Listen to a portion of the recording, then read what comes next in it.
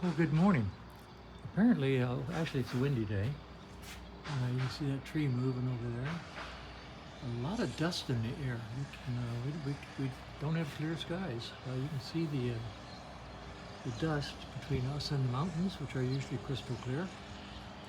So, had enough wind last night that it lifted the umbrella out of the pool table and dumped it in the pool, so I got to take the umbrella out of the pool this morning. Something passing through, I hope.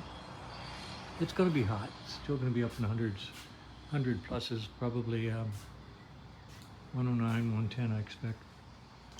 Okay, so it's 7:30 in the morning, and it is the morning after the day before, night before. I came out last night and drained the tanks and put in the fresh petcocks, so those are new. And I'm going to put gasoline into the tank now and let it sit there and check for leaks. And I think that, let's see, what else am I going to do? I have to tighten, apparently the bolt up here is loose, so I'll check that. Fix this turn signal, and then I'm going to check the valves. Who knows, maybe we have a couple of tight valves here. Somebody put an X on these, I don't know why. Who knows? They don't leak, apparently. But I'm going to go ahead and, I guess I should have done that when I had the carbs off. I really should have. Doggone it. Well, I'll do it anyway. I guess I'll pull the tank to get access. Things I should have done differently. I should have gone ahead and checked those valves while I had the carbonizers off. I was too focused on getting the carbs back together and back on the bike. I will also check the oil in the primary. I'm not going to open it unless I I have an interesting probe that I can stick down in there and sample the oil. If it comes out reasonably clean, I'll leave it alone and drain it and put in fresh. I'll show you the probe when I do it. So once I check the valves, and then Kevin and I will do a compression check again, see if anything changes on this left side. And then basically having Kevin come down and take a ride, test ride. So we'll see how it goes.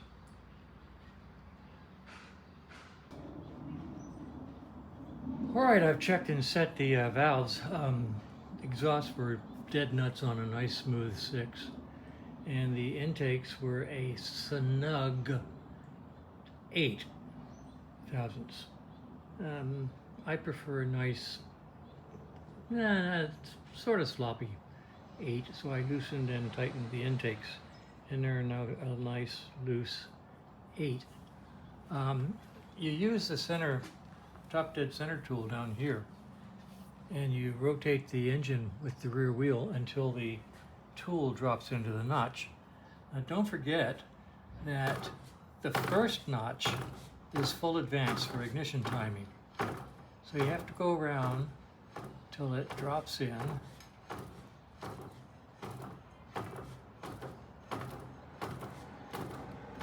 Okay, now right there, it just dropped in at full advance. And if you check your timing mark, you'll find out that you're right on the timing mark. So you go just past that and press down again.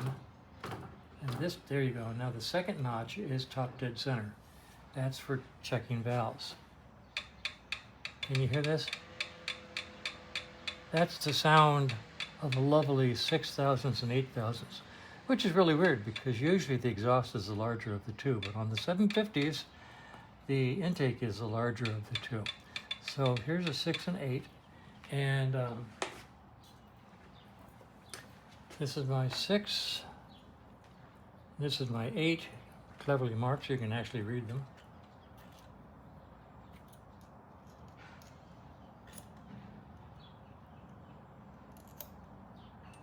And as you can see, it's a a nice smooth 8. I don't know if you can see that. Let's see, can you see that? Where am I looking? Yeah, well, sort of. You really can't see it. Let's go over here.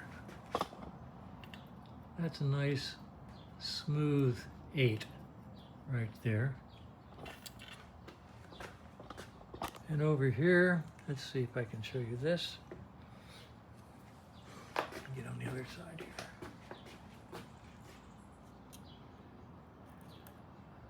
That's a nice smooth 6. I didn't touch this one. So you can put it in there and then see if you can move it, and you really can't. So that's a nice 6. Okay. And then spinning the motor all the way around one more time. Let's take this out of there, Frank.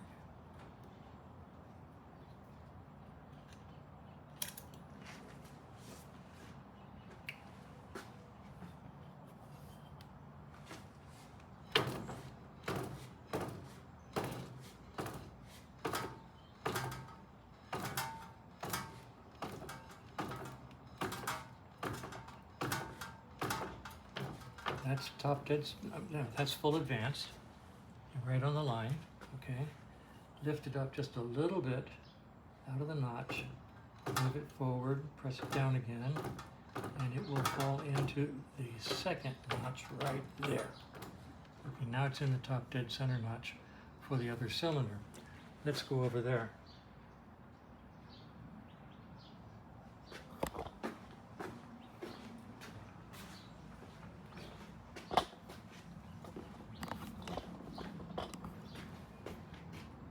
And here's your 6.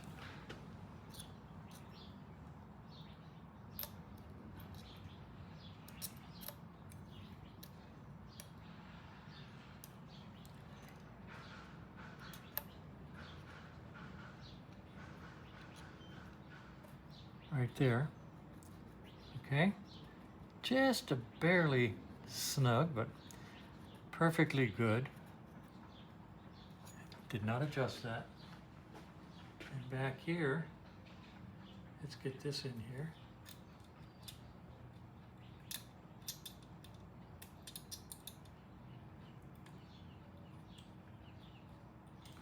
And bring the camera over here, see if you can see it.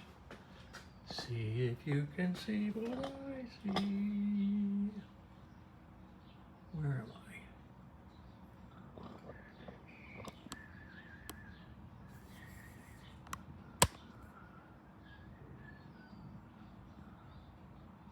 There it is.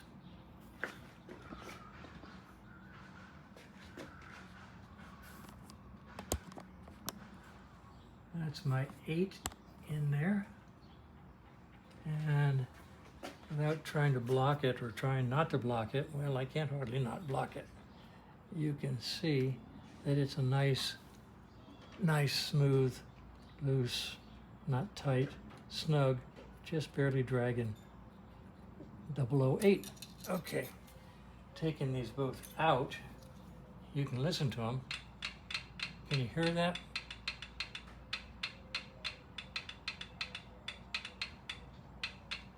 Okay, so they're set to 6 and 8. The exhausts were 6, and I adjusted the intakes probably 1/1000th or so that they are now a nice, comfortable 8. So I'm going to put this back together now. Now the tools I use, I've tried every type of valve adjuster that's available, I think. I bought them all, used them all. And I've never really had any better luck than using this cranked over Whitworth wrench. Actually, it's even got a part number on it. I may look it up and see if it's a real live, honest to God. It's a 679026. And I modified it to make it a little smoother on the outside. And it works really well. And then this, believe it or not, if you own a Triumph, this is the original wrench that came in the Triumph toolkit. Now, it's round, it's just a big oval like this, okay? And I have ground it down to give clearance, when you are working inside the rocker boxes. So this works actually better for me than all of the other tools I've used, even the one that's got the tube and the handle and the adjuster and the whole 9 yards. Even that doesn't work for me. So if you know of any really spiffy tappet adjusters, tools, heck, let me know. I'll take a look at them. So I'm going to put this thing back together, and I don't know what I'm going to do next. I'll be back. Okay, it's 9:20. Carbs are back on. I'm draining the primary. It looks dark, but that's because this is actually engine oil. It actually circulates engine oil. And it's not bad. I will put in fresh. I'm not going to take the cover off and clean her out until after we do the test ride, if there's any problem at all with clutch action. So let's see. I'll put the plug back in, and I will put the appropriate amount of engine oil in there. Put the spark plugs back in, drop the tank on, valves are done, and start dressing out the bike. All right, it's going on 11 o'clock. I took a break, had some breakfast. These are the original spark plug wires coming out of the bike, and they are the carbon thread resistance wires. The problem with the resistor wires is, depending on how long they are, that's how much resistance you get. These bikes use really long wires, so these are probably twice, well, they measure out to 10 k ohms. The caps I use are 5 k ohm caps, and they're specific. They are exactly and precisely 5 k ohms. And here they are. And this wire is solid copper wire. These are specially made pliers for the sole purpose of putting together ends on wire. These, you simply screw the wire into the end. So what I'm going to do is put these in place on the bike, then screw the ends on the wire, and we'll have nice new resistance spark plug wires. All right, the new spark plug wire is plugged into the coils and threaded through the frame and ready for the spark plug end to be installed. And like I said before, let's see, this goes on the wire and goes down here. These, all you do is screw them on like this. No crimping, no nothing, just screw them on. They're self-centering, so you can't do it wrong. Screw them on until they stop. Right about there. Okay, pull the little sleeve down, like so. That's nice. Put this big rubber end on it for waterproofing, and you take the aluminum cap off of the spark plug, and it goes in like that, nice and solid. Okay, so let's go over to the other side and do that side.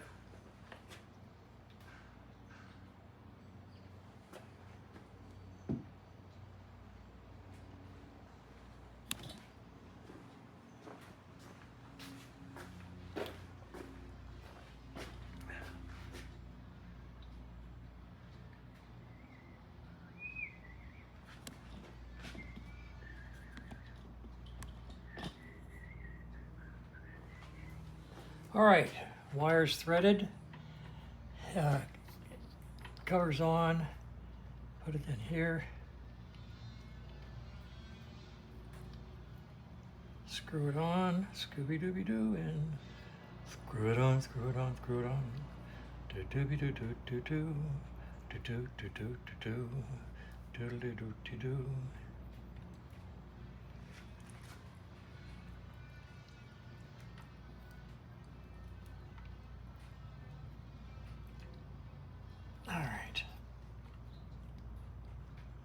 slide this guy down. Like so. Put this guy on this end. Like so. And once again, no screw-on cap. And like that. And as they say, Bob's your uncle. Okay? That's a really nice setup. And I'm going to give you a close-up one more time.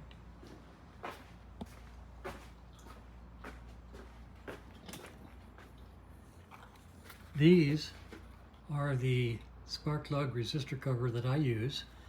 LB05FP, made by NKG. And get them online and buy the NKG brand. When I went online, there's probably 50 other people supplying something that looks like this. But if you read the comments, you'll find out that the resistance is all over the place in those imitation plugs. High, low, indifferent. I get these NKGs and I measure every one with the meter, you know, out there, and they have always come out 5K ohms, dead nuts on. So don't go cheap and buy imitations. Buy the real thing. All right, so at this point in time, I'm going to lower this guy down, and now see, I got to put the fuel lines on, so I'll do that. And then lower it down and maybe kick on it for a little while to see what kind of compression I've got, especially on this side. Okay, just for grins. All right, I'm going to do a compression check on this left-hand cylinder. Yesterday it came out at 90, which is not great. So I'm going to give it 10 good kicks with the throttle wide open and see if it came up any once the bike had been run for a while, as we did yesterday.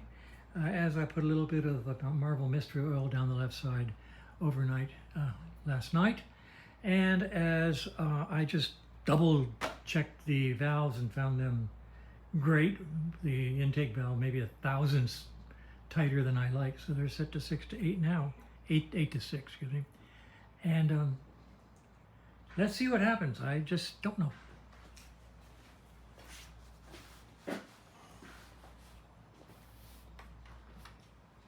Both plugs are out. Throttle's all the way open. Knees hanging in there.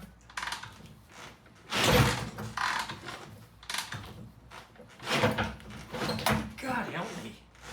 Whew, that is just incredible. 2.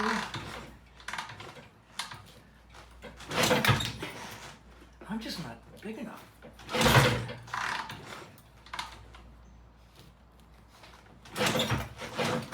We're done. Okay, I'm not going to do this. I'll wait for Kevin to be here. That's just too much. That's ridiculous. Let's see what I got out of those. Well, I got 110 pounds. Let me kick it one more time. If I put boots on, that'd be a whole lot better. But I'm using soft-soled Hokas for comfort. Let's just try and get one or two more kicks in.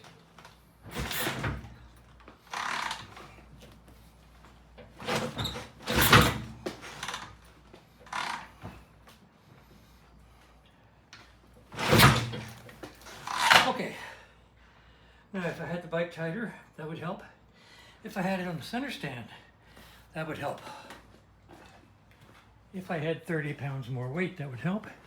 If I had hard-soled boots, that would help. If I had Kevin down here doing it, that would really help. Okay, 120 on just those half a dozen kicks that I did. 120, same as the other side. I would say probably just running the bike yesterday solved that problem. Okay,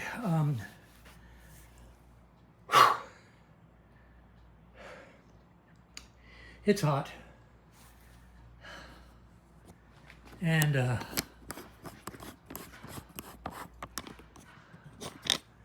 it's